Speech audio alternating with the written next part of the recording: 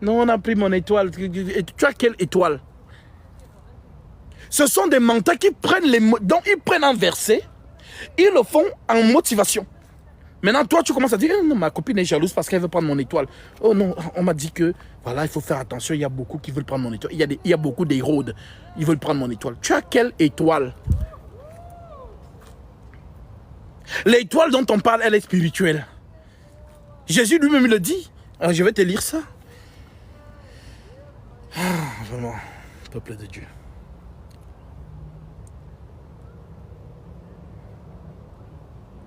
Je suis dans le livre de Jean chapitre 6. Je prends à partir du verset 60. Jean 6, verset 60. L'Écriture déclare: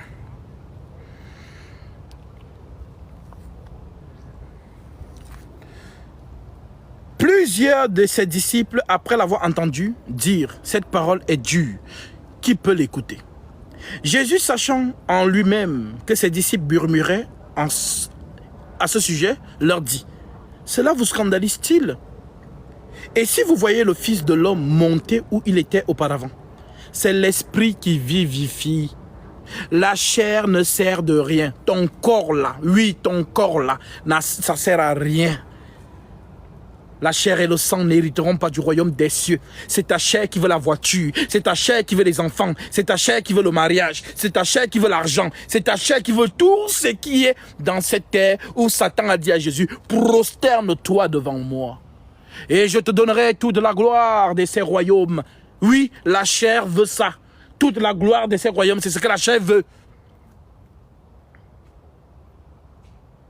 Maintenant, toi, vraiment, rien ne marche dans ma vie. Oui, continue à attendre que les choses marchent dans ta vie. Ne te donne pas au Seigneur que non, Seigneur, moi je suis morte quant à la chair. Je marche vraiment, je ne vis que pour le monde céleste. Et c'est à ce moment-là, lorsque Dieu va voir que tu es morte quant à la chair, que tu n'es plus là pour que, je vais avoir les enfants, je vais avoir l'argent, je veux me marier. Quand Dieu va voir que ces choses sont mortes en toi, c'est à ce moment-là que le vrai Dieu viendra à toi. Car il dit: ma puissance se manifeste dans la faiblesse. Mais vous, c'est le monde dans l'envers qu'on vous a fait. Viens Jésus, tu auras ceci, prophétie. Oh, tu arrives dans un culte des soi-disant méga church. Regardez comment ça se passe. Vous arrivez, si le culte dure 3 heures, 1h30, vous allez danser et chanter. Jésus m'a sauvé, oh, alléluia, amen. On va vous embrouiller avec ça pour que vous ne dormiez pas. Après ça, ça commence. Oh, ribobobobo. J'entends, c'est qui? Ivan Karamoro. Viens ici devant. Oh, l'ancien. Voilà comment ça se passe. Et après ça, on commence maintenant à faire les soi-disant délivrances. Vous avez vu qui, dans les Écritures, faire la délivrance dans l'Assemblée des Saints, dans l'église de Jésus-Christ? Donnez-moi le verset. Donnez-moi un verset. Où dans une assemblée des saints, on a chassé les démons.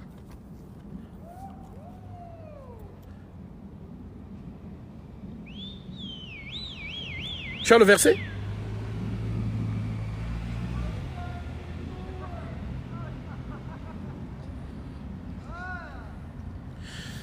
Gatsby, si tu as la possibilité d'ouvrir une église, tu le ferais? Ma sœur,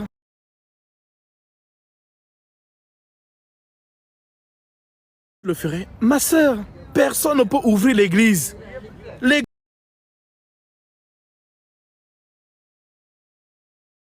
c'est pas un bâtiment.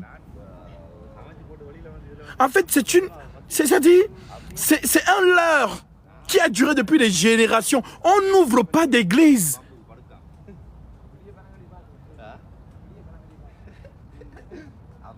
C'est écrit, ouvrez les églises. Donnez-moi le verset. Ouvrez les églises. Et on n'ouvre pas les églises. C'est une seule personne qui a ouvert l'église, c'est Jésus. Et cette église, elle est spirituelle. Elle n'a pas de bâtiment. Voilà pourquoi les apôtres n'avaient pas de temple. Ils se réunissaient dans les maisons. Soit dans une maison, soit... Regardez, je suis dans la nature. Si je vous dis, ah, demain on se réunit à 14 h, on s'assoit là sur le gazon, vous écoutez la parole. C'est ce que le maître lui-même faisait en son temps. Les quelques fois qu'il allait au temple, le temple c'est la représentation de Dieu en Israël. Alors il devait enseigner aux pharisiens. Mais le Seigneur lui-même, il s'asseyait dans le champ des oliviers.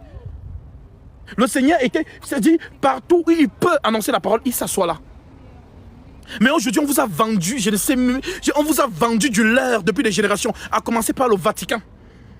C'est le Vatican qui a commencé les belles, les temples. Tu arrives dans un temple du Vatican, tu vois les piliers grecs, les piliers romains, tu vois l'architecture, tu te dis, mais waouh, ça c'est vraiment... Comme les pharisiens ont dit à Jésus, Seigneur, regarde. Et Jésus a tué directement ce qu'ils vénéraient, ce qu'ils considéraient. Il leur a dit, il ne restera pas ici pierre sur pierre qui ne sera renversé. Donc ce que vous me montrez là, ça va tomber.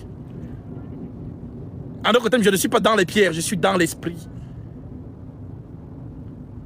Voilà pourquoi aucun apôtre, ma soeur, ça n'existe pas dans l'écriture.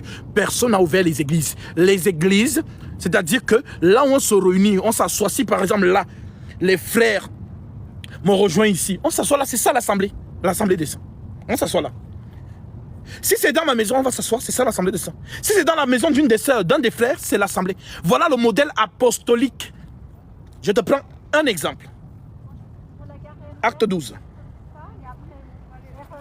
Donc tous ces gens qui vous construisent les édifices ou les méga church, c'est du marketing. C'est du marketing. C'est pour attirer les gens, ce n'est pas le modèle apostolique. Acte 12. Nous sommes au verset 1. Vers le même temps, le roi Hérode s'est mis à maltraiter quelques membres de l'église. Il fit mourir par l'épée Jacques, frère de Jean. Voyant que cela était agréable aux Juifs, il fit encore arrêter Pierre. C'était pendant les jours des pains sans levain. Après l'avoir saisi et jeté en prison, il le mit sous la garde de 4 escouades, de 4 soldats chacun, avec l'intention de le faire comparaître devant le peuple après la Pâque. Pierre donc était gardé dans la prison et l'église ne cessait d'adresser pour lui des prières. L'église ne cessait d'adresser pour lui des prières. Quelle église? L'église corps du Christ. Maintenant cette église était où? Regardez. La nuit qui précéda le jour où Hérode allait le faire comparaître, Pierre lié de 2 chaînes dormait entre 2 soldats. Et des sentinelles devant la porte gardaient la prison. Et voici un ange du Seigneur survint et une lumière brilla dans la prison. L'ange réveilla Pierre en le frappant au côté, en disant « Lève-toi promptement ».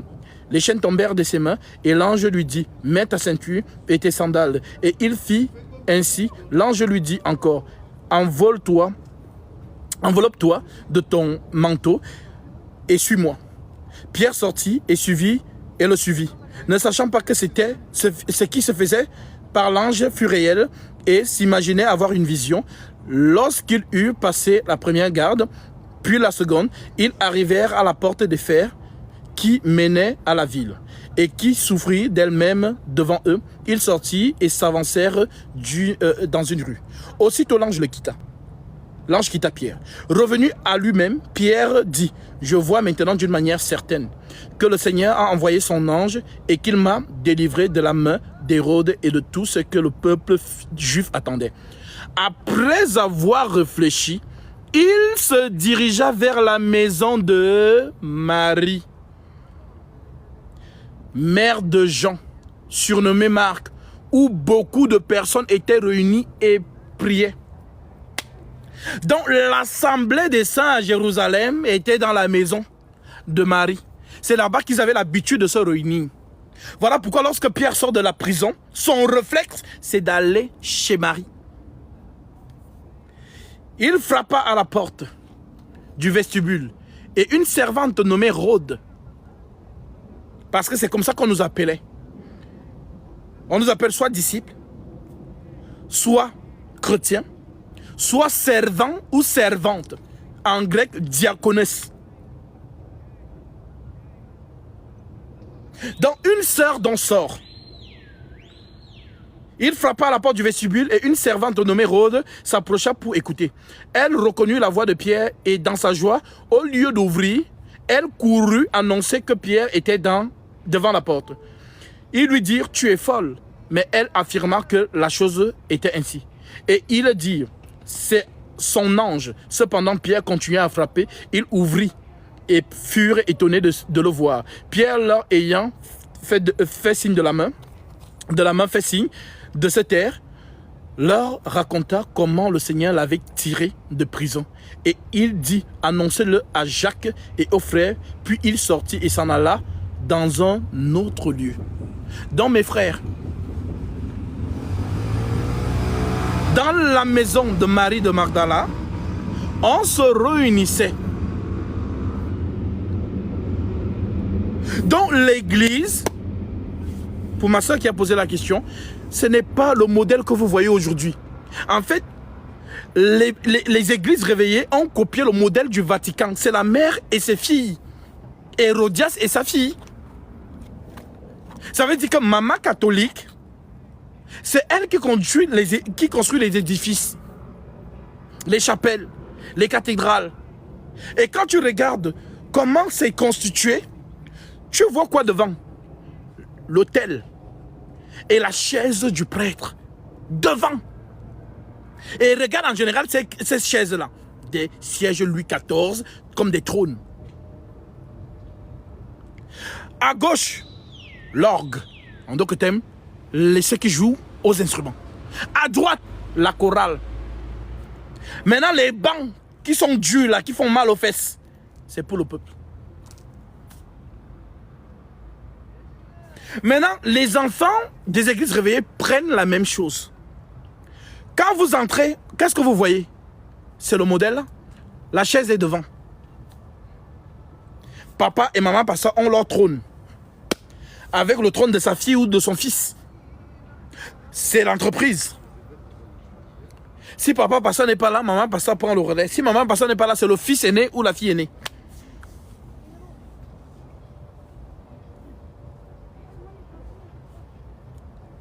Vous voyez encore quoi? Les chantres. C'est la chorale. Et les musiciens. Maintenant, quand tu regardes dans la Sainte Doctrine, le modèle apostolique des lettres, où est-ce que tu as vu ce dispositif? Tu as vu ce dispositif où? Dans les Écritures. Ça n'existe pas. Dans les lettres apostoliques. Alors, qu'est-ce que les lettres apostoliques nous disent? Lisons. 1 Corinthiens 14, verset 26. Je vous ai dit, vous êtes dans... Ça dit, c'est le faux Jésus que la masse a suivi. 1 Corinthiens, chapitre 14, verset 26. Voici le modèle apostolique. L'Écriture dit...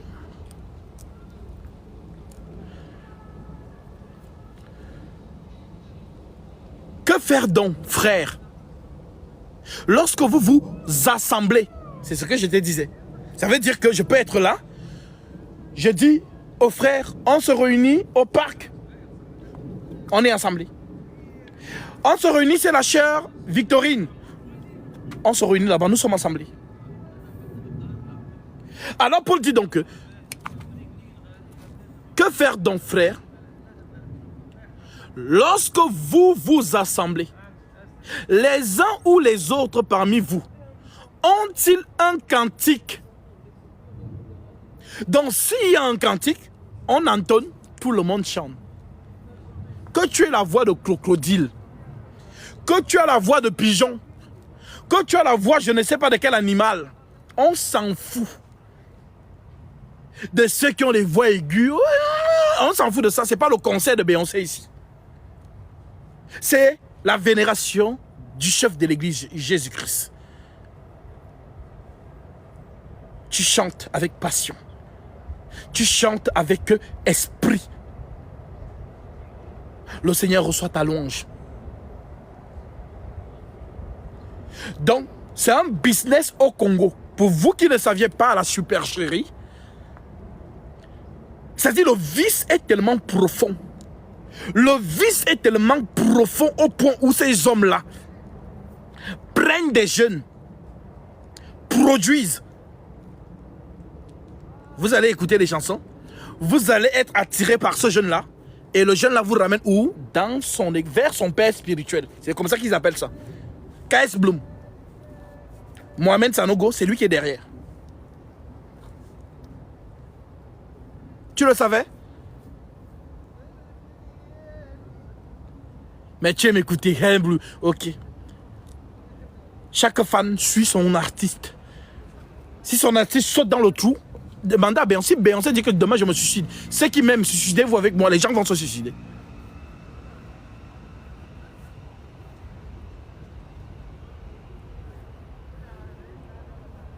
La puissance des fans. Demandez à Michael Jackson. Quand il est mort, beaucoup sont morts avec lui. Vous n'avez pas entendu parler, mais il y avait des gens qui se suicidaient. Le roi de la pop est mort, donc la vie ne me sert plus à rien. Lorsqu'il faisait ses concerts, les gens en transe. Tu vois une femme, elle se déshabille. Elle enlève tous ses vêtements intérieurs. Elle enlève tout. Elle veut donner à Michael. En pleurant, les larmes sont là. Michael! Là-bas, il n'y a pas l'onction. Tu vas appeler ça comment? C'est l'onction? Mais quelle onction? L'onction satanique. Fali est en train de chanter. Tu vois une femme, elle oublie même que son mari est là. Elle veut partir.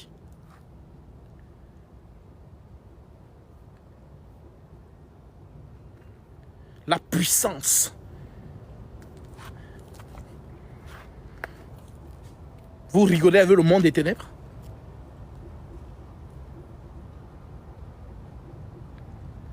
Alors, ce modèle que vous voyez, c'est la supercherie. Ce n'est pas le modèle apostolique. Vous ne lisez pas. Voilà pourquoi c'est sous vos yeux, mais vous ne voyez pas. Vous êtes tellement emballé par un mouvement que vous avez suivi. Alors Jésus dit, je suis venu donner le recouvrement de la vue aux aveugles. En fait, tu ne vois pas. Alors tu marches comme ça. Mais dès que tu vois, tu te retires. Parce que celui qui voit, c'est celui... C'est-à-dire, lorsque les ténèbres étaient dans toute l'Égypte, on dit qu'il y avait la lumière à Goshen, un petit village. Donc tant que tu es dans les... On dit que les ténèbres étaient tellement épais que personne ne bougeait de là pendant 3 jours. Parce que pour que tu te déplaces, il faut voir. Alors Jésus dit, je suis venu donner le recouvrement de la vue aux aveugles. Achète-moi et le colis pour oindre tes yeux afin que tu vois. Apocalypse chapitre 3 verset 18. Alors réveillez-vous. Les uns ou les autres parmi vous ont-ils un cantique?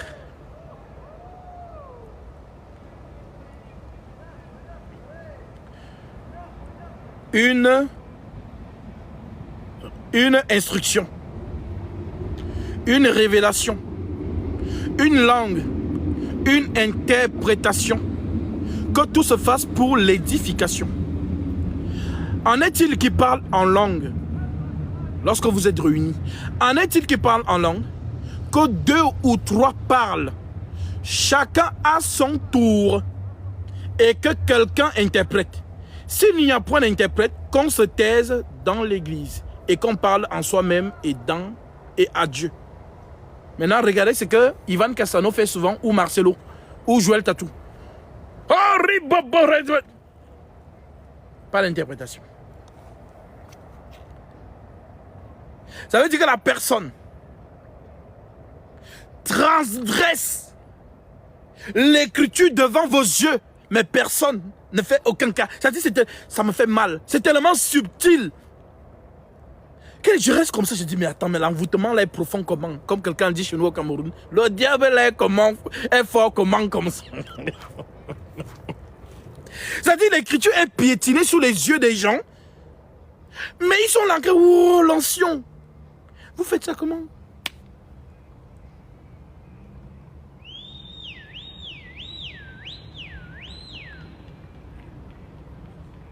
Personne ne lui dit, mais Marcelo, attends d'abord. En fait, ce que tu es en train de faire là, l'écriture dit que s'il n'y a pas d'interprète qu'on se tait, mais tu as parlé en langue, l'interprétation est où?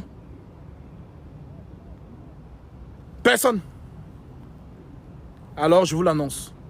Là où l'écriture est piétinée, Dieu n'est pas là.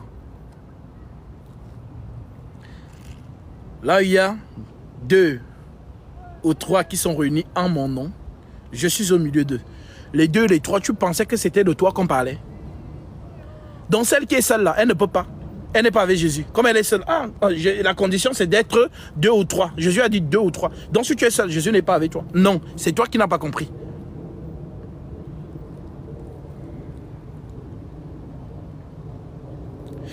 Là où 2 ou 3 sont réunis à mon nom, je suis au milieu d'eux. Jésus parle de la loi des psaumes et des prophètes. Le chandelier. Vous avez été édifiés sur le fondement des apôtres et des prophètes.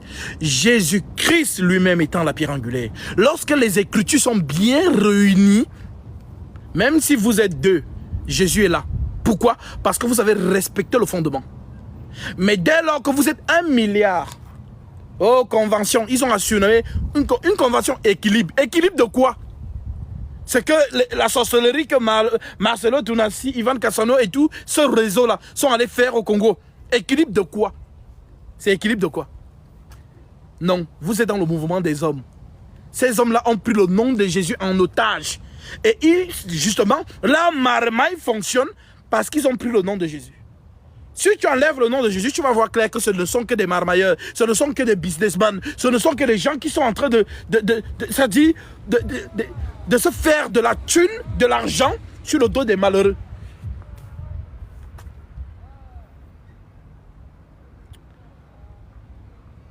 On ne va pas se fatiguer.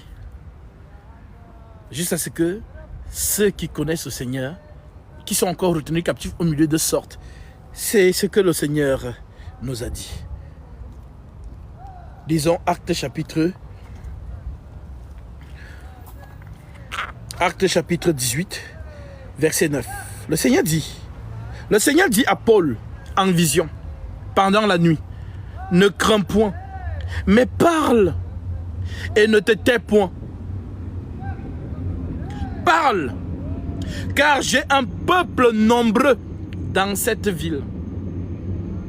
Parle, j'ai un peuple nombreux dans cette ville. Alors, Karel Gili, tu ne jugeras point. Voilà les totos spirituels. Alors, donnez-lui Jean chapitre 7, verset 24, qu'elle lise ça chez elle. Donc, ouvre ta Bible, Karel, et tu lis ce verset. À partir d'aujourd'hui, tu ne diras plus jamais ça. Lis le verset. Jean 7, verset 24. L'écriture dit quoi? Ne jugez pas selon l'apparence, mais jugez selon la justice. Et la justice, c'est quoi? C'est la parole. Alors je juge selon les saintes écritures. Quand vous ne connaissez pas, posez la question, on va vous répondre. Ne venez pas mettre vos commentaires parce que vous entendez le nom de vos faux hommes de Dieu. Si vous voyez quelqu'un mettre un commentaire un peu bizarre là, ça veut dire qu'on a touché le nom de son père spirituel. Continuez à les suivre. C'est à la perdition que je vous ai dit, vous allez vous souvenir de ce visage. C'est là où vous allez comprendre pourquoi Abraham dans son sein dit à l'homme riche qu'ils écoutent Moïse et les prophètes. Je vous lis ça. Voilà. Parce que quand ils sont sur terre, ils n'écoutent pas. C'est quand ils sont là-bas en bas qu'ils veulent maintenant écouter. C'est trop tard. Luc 16. Verset 19. Il y avait un homme riche qui était vêtu de pourpre et de fin lin et qui chaque jour menait une joyeuse et brillante vie. Un pauvre nommé Lazare était couché à sa porte couvert d'ulcères et désirait de se rassasier des miettes qui tombaient de la table du riche. Et même des chiens venaient encore lécher ses ulcères. Le pauvre mourut. Pauvre. Il mourut et il fut porté par les anges dans le sein d'Abraham. Et apparemment, j'ai entendu dire que si tu es pauvre, ça veut dire que c'est un signe de malédiction.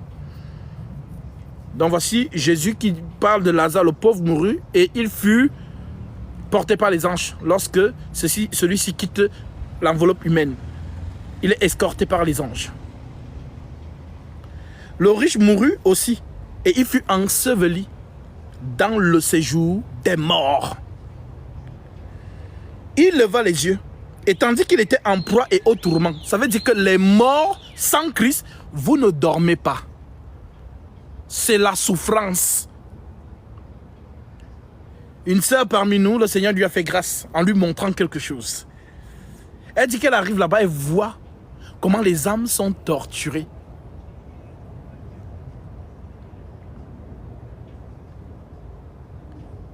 Et on la regarde, on dit, elle fait quoi ici? Elle ne fait que suivre le Seigneur. Ne t'arrête pas. Donc quand quelqu'un meurt, vous dites souvent quoi? RIP. RIP non, c'est pas RIP. Celui qui est mort sans Christ, là où il est, si vous pouvez savoir. Dans les gens qui s'attendent, qui vous sentent que on ne vit qu'une fois. On ne vit qu'une fois. Ok. On ne vit qu'une fois, non. Ok. Dès que tu finis de vivre ta vie sur terre ici, dès que tu clames là-bas, c'est un lieu de souffrance. Ce n'est pas encore la perdition. Parce que la perdition, ce sera lorsque lui-même va venir jeter Satan et sa clique. C'est ça qui est écrit dans l'Apocalypse. Mais lorsque tous ceux qui meurent sans Christ vont dans un lieu, c'est ce qu'il dit dans cette parabole. Mais comme vous ne comprenez pas, on dit, le pauvre mourut et il fut porté par les anges dans le sein d'Abraham. Le sein d'Abraham, c'est un endroit où ceux qui meurent en Jésus vont dormir. Lazare n'est pas mort, il dort. Voilà pourquoi Jésus dit, celui qui croit en moi vivra quand même il serait mort.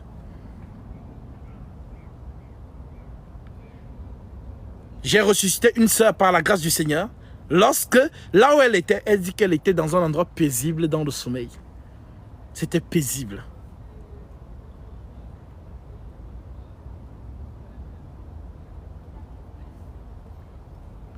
Le pauvre mourut et il fut porté par les anges dans le sein d'Abraham. Le riche mourut aussi et il fut enseveli dans le séjour des morts. Il leva les yeux et tandis qu'il était en proie et au tourment, il vit de loin Abraham et Lazare dans son sein. Il s'écria, Père Abraham, aie pitié de moi et envoie Lazare pour qu'il trempe le bout de son doigt dans de l'eau et me rafraîchisse la langue. Car je souffre cruellement dans cette flamme. Je souffre cruellement dans cette flamme. Abraham répondit, mon enfant, souviens-toi que tu as reçu tes biens pendant ta vie et que Lazare a eu les maux pendant la sienne. Maintenant, il est ici consolé et toi tu souffres. D'ailleurs, il y a entre nous et vous un grand abîme, afin que ceux qui voudraient passer d'ici vers vous ou de là vers nous ne puissent le faire. Le riche dit, écoutez ce qu'il dit, c'est ce qui nous intéresse. Le riche dit, je te prie donc, Père Abraham, d'envoyer Lazare dans la maison de mon père, car j'ai 5 frères. C'est pour qu'il atteste ces choses, afin qu'ils ne viennent pas aussi dans ce lieu de tourment. Donc lui, il est déjà là-bas. Il n'a plus l'occasion de revenir ici pour venir vous dire, pardon, écoutez les paroles du Seigneur Jésus-Christ. Il ne peut plus. Alors il demande une faveur, si on peut envoyer Lazare, pour qu'il aille dire aux gens que non, l'affaire là c'est sérieux. L'affaire là c'est sérieux. J'ai mes 5 frères, pardon, va leur dire, comme ça au moins ils ne veulent pas venir là où moi je suis. Alors qu'est-ce que Abraham répond? C'est pour qu'il leur atteste ces choses, afin qu'ils ne viennent pas aussi dans ce lieu de tourment. Abraham répondit, ils ont Moïse et les prophètes qui les écoutent. Ils ont Moïse et les prophètes qui les écoutent. Moïse et les prophètes, c'est quoi? La loi, les psaumes et les prophètes. C'est Jésus-Christ. Donc nous sommes là. Nous prêchons. Personne ne nous écoute. Parce qu'apparemment, nous n'avons pas l'étoffe de ministre de la parole. Parce qu'on leur a dit qu'un ministre, c'est celui qui porte le col pastoral. On leur a dit qu'un ministre, c'est celui qui porte le talit. On leur a dit qu'un ministre, c'est celui qui porte les soutanes ou l'accouprement des cardinaux et du pape. C'est ce qu'ils appellent homme de Dieu. Mais nous, quand on nous voit avec nos t-shirts, on dit non, il est jeune. Non, il est jeune. Il dit des choses intéressantes, mais il est jeune. Je vous ai dit que ce visage, vous tous qui ne m'écoutez pas, ou qui méprisez ce ministère, ce visage, vous allez vous souvenir de ce visage là-bas. Et c'est là que vous saurez qui je suis. Oui, parce que le Seigneur ne vient jamais de manière à frapper les regards. Il a toujours été dissimulé dans un homme. Jean-Baptiste est venu, on l'a méprisé. Lorsqu'il dit aux apôtres que c'était lui, l'Élie, qui devait venir. Comment ça? Oui, oui. Parce que, qui pouvait jouer avec Élie chez les pharisiens? On a posé la question à Jean-Baptiste, es-tu Élie? S'il disait oui, ah, vraiment, on allait bien le recevoir. Il a dit non, je ne suis pas Élie. Mais quand Jésus vient, Jésus dit que ah, c'était lui, Élie. Pourquoi? Parce que ils ont méprisé l'apparence. Ils ont regardé, ah, regarde, regarde comment il est. Alors Dieu ne change pas. Il est toujours comme ça.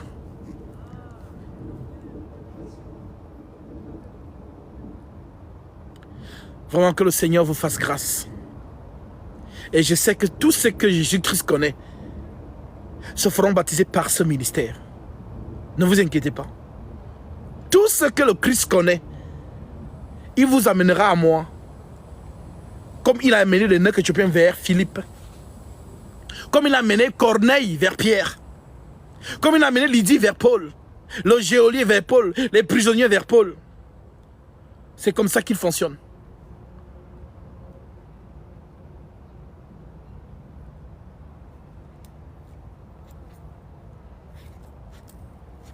Vous pensez vraiment qu'à l'époque de Jean-Baptiste, s'il disait que c'est moi, Élie, les gens allaient se moquer de lui? Que quoi? Tu es qui?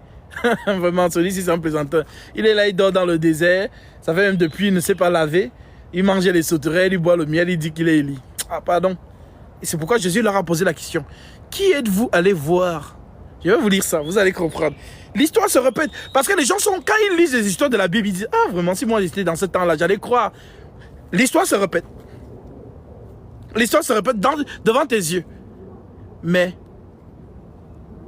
est-ce que tu as le discernement de reconnaître lorsque tu es visité?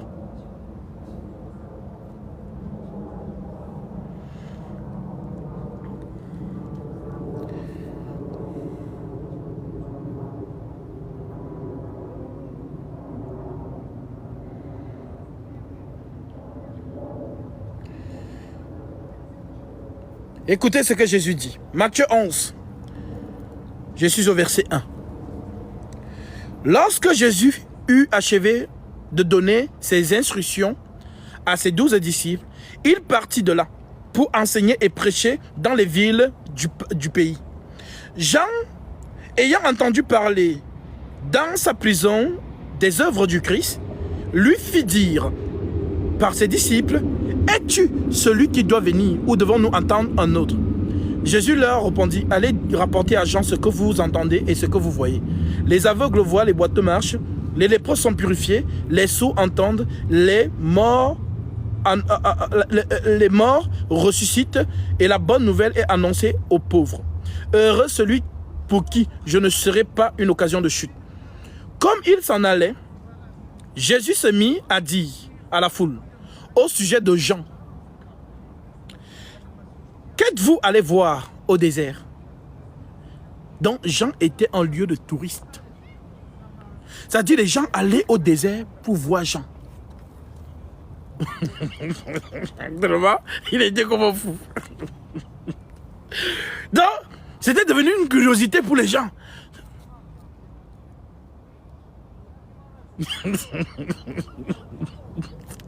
Donc on voit quelqu'un que le Saint-Esprit agit. Le Saint-Esprit était brûlant en Jean. Tellement il parlait du Seigneur. On le considérait d'un fou. On le considérait pour un fou. Je vous assure, on le considérait pour un fou. Alors Jésus leur pose la question. Qui êtes-vous? Qu'êtes-vous allé voir? Qu'êtes-vous allé voir?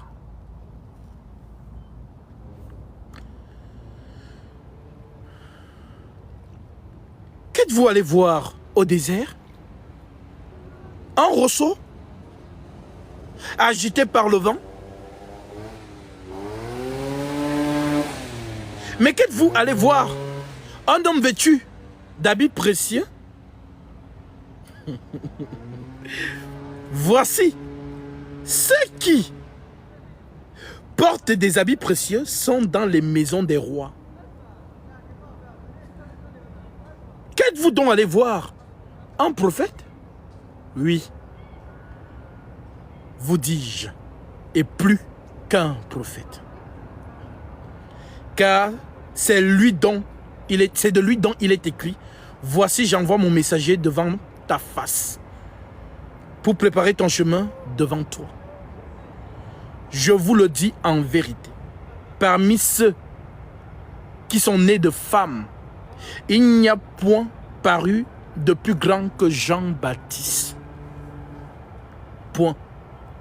Cependant, le plus petit dans le royaume des cieux est plus grand que lui.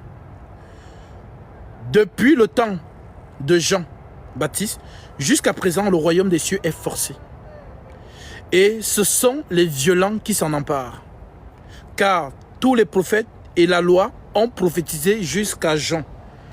Et si vous voulez le comprendre, c'est lui qui est l'Élie qui devait venir.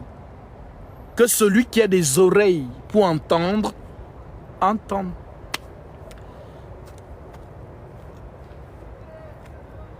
Donc, l'homme qu'on a considéré pour un fou, c'était lui, l'Élie, qui devait venir. Donc, lorsque les sacrificateurs envoient le clergé d'aller poser la question à Jean, es-tu Élie? Dis-nous, tu es Élie? Jean dit non. Parce qu'il ne veut pas attirer le monde vers lui. C'est ça Dieu. Si je commence à faire les miracles ici, vous allez voir que le monde va venir. Ils ne viendront pas parce qu'ils ont cru. Ils viendront par les miracles. Que celui qui a les oreilles pour entendre, entende. Vous savez, parfois, quand je prêche, le Seigneur fait grâce à certaines personnes parmi vous de voir en vision des choses derrière moi. Va raconter, personne ne va te croire. Personne. On va te dire que tu es folle. Seulement ceux qui ont le même esprit que toi vont croire. Pourquoi le Seigneur fait ça? Il fait ça pour que toi, tu sois affermi. C'est mon serviteur, ne crains pas. C'est moi qui suis derrière lui. Il te montre. Alors tu es affermi. Parce qu'il a toujours eu ce souci de montrer des signes par ses vases pour que le peuple ait confiance en eux. Je vous donne l'écriture. Exode, chapitre 19.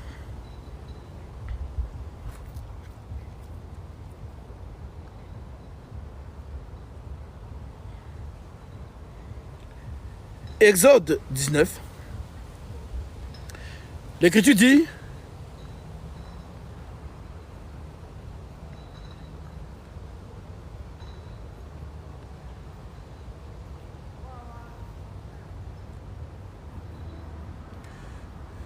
au verset 10, Exode 19, verset 10.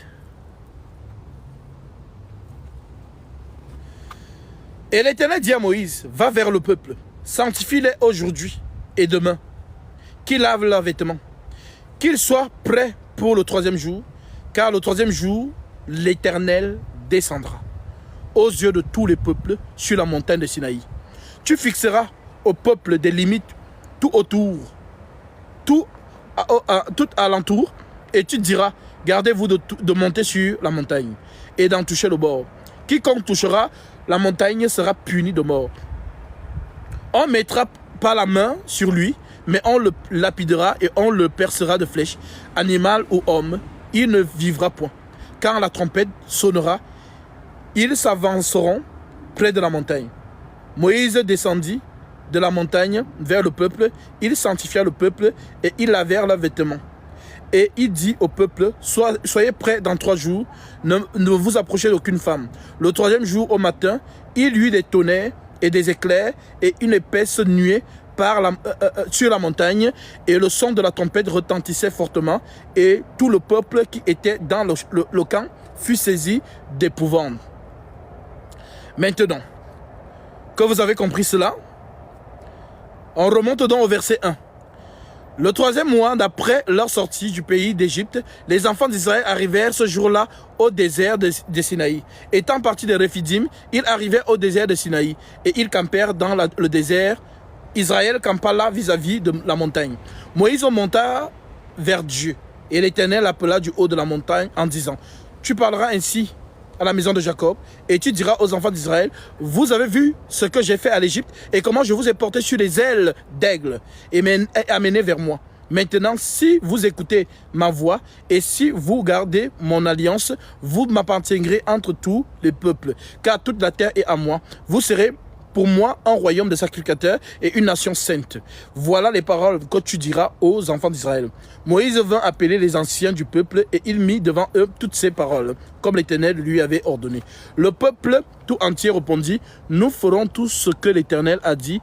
Moïse rapporta les paroles à l'Éternel et l'Éternel dit à Moïse: voici, je viendrai vers toi dans une épaisse nuée, afin que le peuple entende quand je te parlerai et qu'il ait toujours confiance en toi. Donc, le peuple a besoin de voir Dieu parler avec Moïse. Cela permet en sorte que le peuple ait confiance. C'est vraiment l'homme de Dieu. Dieu le sait. Que si je ne montre aucun signe vers toi, on n'aura pas confiance en toi. Donc, il faut que je vienne pour que ce peuple sache que tu n'es pas venu de toi-même. C'est moi qui t'ai envoyé. Voilà donc pourquoi tous ceux à qui le Seigneur a fait grâce de voir, que ce soit en vision, que ce soit en apparition, que ce soit en songe ou en pleine prière, des phénomènes, c'est Dieu qui vous montre, c'est mon serviteur. Ayez confiance en lui. À une des sœurs, il lui a dit: c'est votre frère, suivez-le. Alors, si maintenant, actuellement que je parle, vous voyez donc les ailes se déployer derrière moi, à ce moment, les gens viendront beaucoup. Mais ils viendront pourquoi? Parce qu'ils ont vu l'extraordinaire. Ils ne viendront pas par rapport à ce que je prêche, mais ils viendront parce qu'ils ont vu le spirituel, l'extraordinaire. Alors Dieu ne veut pas ça. Voilà pourquoi lorsqu'on vient donc poser la question à Jean: es-tu Élie? Si Jean avait vraiment besoin de l'audience, si Jean avait besoin de s'attirer le monde entier vers lui, il suffisait seulement qu'il dise: je le suis. Et il aurait eu tous les honneurs. Car Israël attendait Élie. Parce que la prophétie dit que Élie doit venir. On attend Élie. Est-ce que c'est toi, Élie? Jean dit non. Tout ça pourquoi? L'humilité. Il ne veut pas que le monde vienne, que le monde l'écoute, parce que c'est lui, Élie. Il veut que les gens s'attachent aux paroles et reconnaissent Dieu à travers les paroles. Reconnaissez le Seigneur à travers les paroles. Vérifiez ces paroles à la lumière du roc. Et vous saurez que cet homme, c'est l'Esprit Saint qui parle au travers de lui. Mais si vous venez vers lui, parce que vous avez vu le miracle et vous courez vers ce miracle-là, c'est le miracle qui vous a attiré. Ce n'est pas la parole.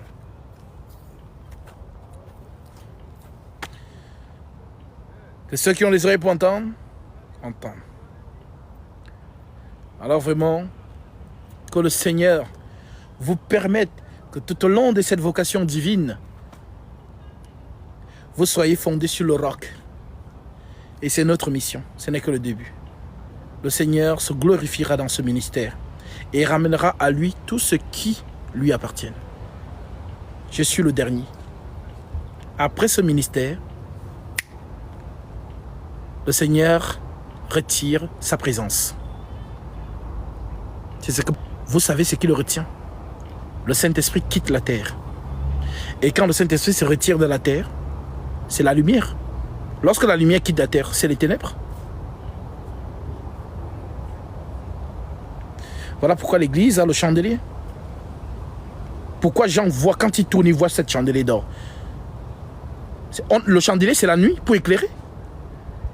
Donc on est en train de vous dire que l'église, c'est le peuple de la nuit. C'est les ténèbres. La nuit dont on parle, ce n'est pas la nuit comme tu vois là. Donc pour eux, quand je dis nuit, eux, ils voient ça. Non, ce n'est pas la nuit. Les ténèbres, c'est le mensonge. Donc l'église est dans un monde de mensonges. Alors la lumière vient et éclaire l'église. Pendant que toute l'Égypte est dans l'obscurité, il y a la lumière à Goshen. Je vais vous lire ça.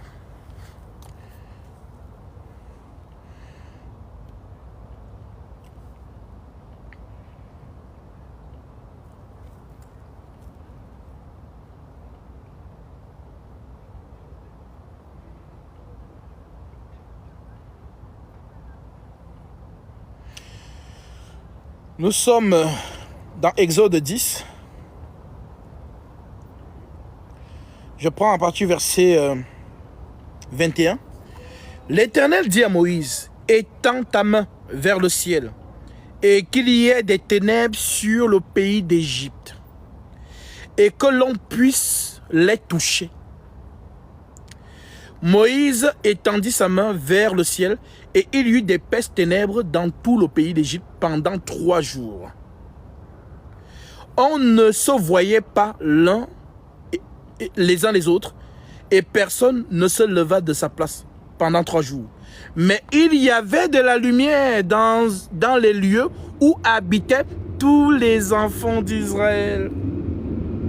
C'est merveilleux. Alors, c'est une préfiguration. C'est ce qu'on appelle mouvement prophétique. L'Égypte représente quoi? Le monde. L'épaisse ténèbres représente quoi? Le mensonge. Maintenant, on dit que l'Égypte est dans l'épaisse ténèbres. Mais il y a de la lumière partout où il y a les enfants d'Israël. Vous êtes la lumière du monde. Que votre lumière luise. Pourquoi tu ne comprends pas? Voilà pourquoi en Égypte, dans un monde ténébreux, quand Satan te voit, tu éclaires. Et ta lumière dérange parce que les œuvres des ténèbres ne veulent pas qu'on éclaire. Alors comme tu éclaires, on te fera la guerre. Tu es la lumière, donc tu déranges les œuvres des ténèbres, donc on va te faire la guerre. Voilà pourquoi je vous ai dit, vous les soi-disant chrétiens, toi tu es chrétien, tu penses que tu marches sur le tapis rouge. Voilà, donc ta vie c'est les voitures, les voyages. Oh, Dieu m'a béni, la promotion, machin, mariage. Franchement, vous êtes trop à l'aise, les soi-disant chrétiens de 2023. Regardez un peu le rétroviseur. Regardez les saints qui nous ont précédés dans la foi. Regardez. Le monde des ténèbres les a fait la guerre. Le monde des ténèbres les a persécutés. Alors Jésus te dit, si tu veux être mon disciple, renonce à toi-même. Charge-toi de ta croix et suis-moi. La croix, c'est la souffrance. Le premier à porter sa croix, c'est Jésus lui-même. Toi, tu veux la gloire sans souffrance? Non. On ne savoure pas la gloire si on n'a pas souffert. Voilà pourquoi on parle de résurrection glorieuse. Il a ressuscité glorieusement.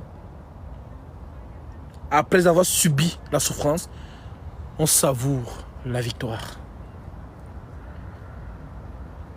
Il vous l'a dit, mais vous n'avez pas compris. Je vous lis l'écriture. Donc, gardez bien Exode chapitre 23. Exode chapitre 10 à partir du verset 21. C'est très important pour vous. Voilà, je vous donne ça comme ça. Nous ne sommes pas entrés en profondeur, mais vous avez l'esprit de la chose. Donc, dans Jean chapitre Jean chapitre 16 au verset 21. L'Écriture déclare: la femme, lorsqu'elle enfante, éprouve de la tristesse, parce que son heure est venue. Mais lorsqu'elle a donné le jour à l'enfant, elle ne se souvient plus de la souffrance, à cause de la joie qu'elle a de ce qu'un homme est né dans le monde. C'est de lui qui parle. On dit qu'il a souffert les douleurs de l'enfantement. Il a souffert. On l'a fouetté, on l'a humilié, on l'a insulté. Mais une fois qu'il donne la vie, il est dans la joie. C'est ça la femme, naturellement. La même femme qui dit: oh, je ne veux plus jamais tomber enceinte, ça fait mal. 6 mois après, tu la vois encore en cloque. Tu te dis: mais c'est pas celle qui disait que elle ne va plus tomber enceinte, que ça fait mal. Elle est encore là. Pourquoi? Parce que lorsque l'enfant sort de son ventre, elle a oublié toute la douleur. Elle veut voir le bébé dans ses bras. La joie d'être mère. Après 6 mois, après, tu la vois encore enceinte avec le gros ventre. Tu dis: mais ça, tu m'avais dit que ça faisait mal, tu vas plus tomber. Ma chérie, laisse ça. On est dedans seulement. Voilà. C'est Jésus qui a dit ça. C'est pas moi. Jean 16, verset 21. Alors, vraiment, mes frères, je suis dans la joie pour tous ceux à qui le Seigneur a permis de comprendre et de saisir ce ministère. Vraiment, je suis dans la joie pour vous. Accrochez-vous jusqu'à la fin.